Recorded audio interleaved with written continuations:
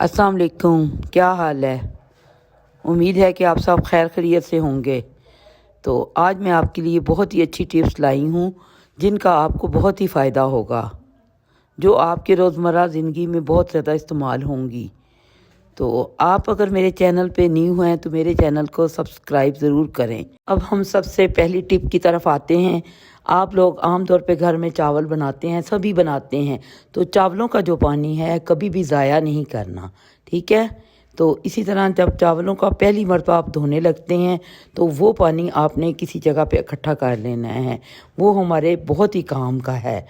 तो आपने उस पानी को एक बाउल में इकट्ठा कर लेना है, तो आपके पौधों के लिए बहुत ही फ़ायदेमंद है। इस पानी को अगर आप मुंह के लिए इस्तेमाल करेंगे तो आपका चेहरा बहुत फ्रेश और शाइनिंग देगा, बहुत ही प्यारा हो जाएगा। तो आप हफ्ते में एक मरतबा ये ज़रूर इस्तेमाल करें।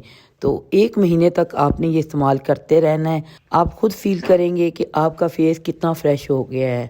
तो ये नुस्खा ज़रूर इस्तेमाल करें, आज़माएँ, इंशाल्लाह आपको बहुत ही फ़ायदा होगा। तो वो पानी हमने जमा कर लिया था चावलों वाला, तो वो पानी आपने पौधों को देना है। जब आपके पौधे बहुत ज़्यादा ख़राब हो जाते हैं तो इससे पौधे बहुत ही खूबसूरत और अच्छी नशोनुमा पाते हैं। वैसे तो मैंने पिछली वीडियोस में भी आपको बताया था कि पत्ती डालने से भी हमारे पौधे जो हैं वो बहुत ही फ्रेश हो जाते हैं। टिप नंबर 2 की तरफ चलते हैं। तो ये भी बहुत ही अच्छी टिप है।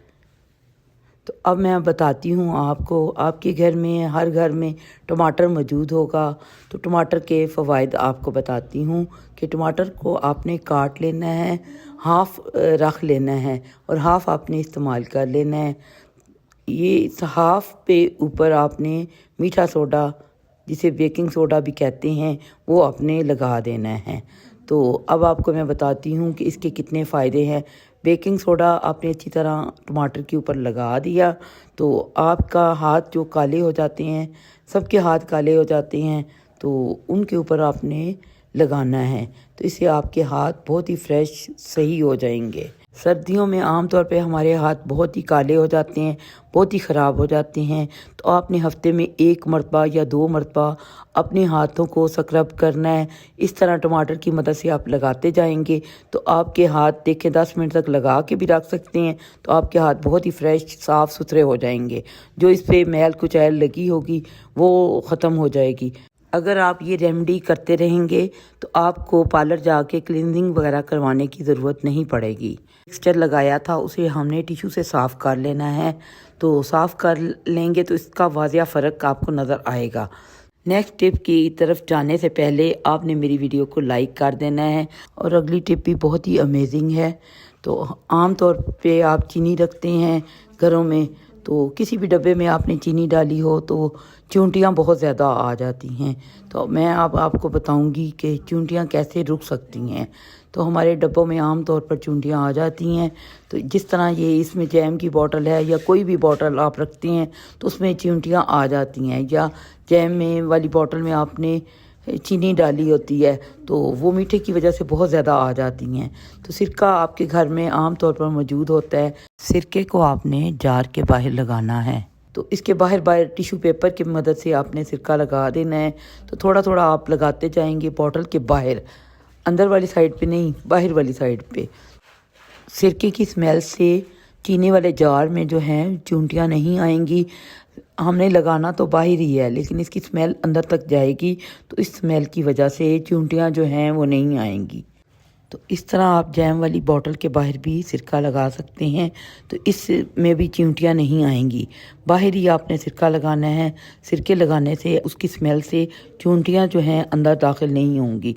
आम तौर पर जैम पर भी या मीठे पर भी बहुत ज़्यादा चींटियाँ आ जाती हैं, अंदर चींटियाँ चली जाती हैं। अब हम नेक्स्ट टिप की तरफ चलते हैं। ये भी बहुत ही अमेजिंग है। तो आम तौर पे आजकल चीज़ें बिल्कुल भी खालिश नहीं होती। तो ये पता चलाने के लिए कि ये जो है चाय की पत्ती सही है या नहीं, मैं आपको बताऊंगी कि कैसे हम इसे चेक कर सकते हैं। तो आपने हाथ में थोड़ी सी 1 चम्मच या 2 चम्मच पत्ती ले लेनी है। कोई भी चीज़ आजकल खालिश नहीं है, तो पत्ती को आपने हाथ से मसलना है, फिंगर की मदद से या हाथ की मदद से आपने इसे मसलना है। तो आपने चेक करना है कि ये पत्ती जो है असल है या नकल है, इसमें क्या रंग इस्तेमाल हुआ है। तो आपने थोड़ा सा इसमें पानी ऐड करना है। मलने के बाद इसे जैसे मैं मसल रही हूँ, मसलने के बाद इसमें थोड़ा सा पानी ऐड करना है। पानी ऐड करने के बाद अगर आपका जल्दी से रंग निकल आया तो ये समझ लें कि ये पत्ती खालिस नहीं है। यहाँ पर आप देख सकते हैं जैसे ही मैंने मल्ला है पत्ती को और पानी डाला है तो इसका रंग जल्दी जल्दी निकल आया है, रेड कलर निकल आया है, तो इसकी वजह से ये खालिस नहीं है। अब हम अपनी नेक्स्ट टिप की तरफ चलते हैं जो कि बहुत ही अच्छी है। आमतौर पर आपकी बैग की ज़िपें ख़राब हो जाती हैं तो इसके लिए आपको स्पेशल जाना पड़ता है बैग वाले ज़िप वाले के पास कि भाई ये ठीक करवानी है। ज़िप अड़ जाती है, आगे नहीं जाती, बिल्कुल फंस जाती है और इसकी वजह से ना आगे जाने की वजह से ये ख़राब हो जाती है। पहले ये सख्त हो जाती है, बंद नहीं होती, तो फिर इसके बाद ये ख़राब हो जाती है। तो अब मैं बताऊंगी कि कैसे आप इस ज़िप को घर में आसानी से ठीक कर सकते हैं। ख़राब ज़िप को ठीक करने के लिए मैं अब आपको बताऊंगी कि कैसे आप ठीक करेंगे। तो आपके घर में सोप मौजूद होता है, सबके घरों में सोप मौजूद होता है। अगर सोप मौजूद है तो सोप का इस्तेमाल कर सकते हैं, अगर कैंडल मौजूद है तो कैंडल का इस्तेमाल कर सकते हैं।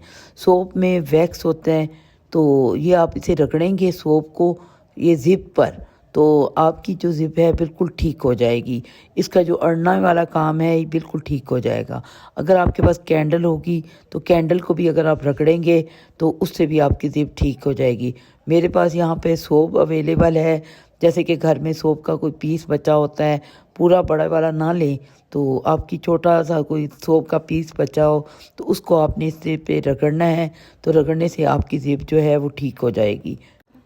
आमतौर पर जब आप बाज़ार जाते हैं या शॉपिंग मॉल पर जाते हैं तो आपका बैग जो होता है वो ज़िप खुली होती है या ज़िप जो है वो ये डर होता है कि ज़िप में से कोई पैसे ना निकाल ले। तो आपने ज़िपों को ऐसे करना है, दोनों ज़िपों को जोड़ लेना है और आपने सेफ्टी पिन लगानी है। तो सेफ्टी पिन की मदद से सिर्फ आप ही ज़िप को खोल सकेंगे। तो चोरी करने वाला जो है आपके जल्दी जल्दी पैसे जो है ना वो चोरी नहीं करेगा। तो आपने वैसे भी बैग को जब आपने उठाना है तो अपने पीछे की तरफ नहीं लटकाना। तो आपने ये जो हैंडल से बने होते हैं ना, तो बैग को यहाँ से पकड़ना है और अपना आगे की तरफ बैग करना है।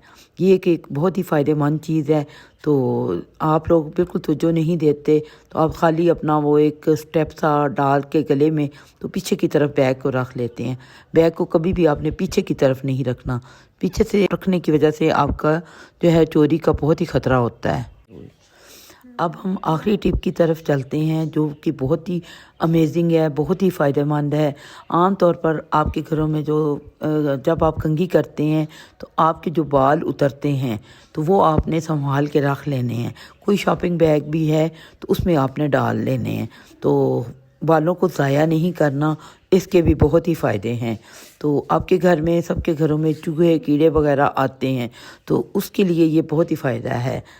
तो आपने जो है एक गोला सा बना लेना है बालों का, गोल सा। आपने बालों को बिल्कुल फेंकना नहीं है डस्टबिन में, क्योंकि ये आपके लिए सेहत के लिए भी अच्छे नहीं होते।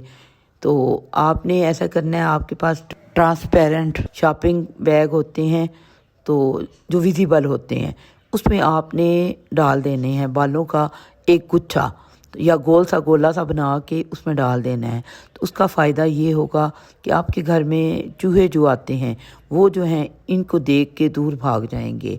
जैसे मैंने एक शॉपिंग बैग लिया है छोटा सा, तो ट्रांसपेरेंट बैग, तो इसको आपने इसमें आपने बाल डाल देने हैं। तो आपके जैसे सोफ़े के नीचे, बेड के नीचे, आपने किसी भी कोने पे जहाँ पे आपके चूहे बहुत ज़्यादा आते हैं या चूहों को बिल में आपने डाल देना है। तो 1-2 मरतबा आप डालेंगे तो चूहे जो हैं इनको देख के भाग जाएंगे।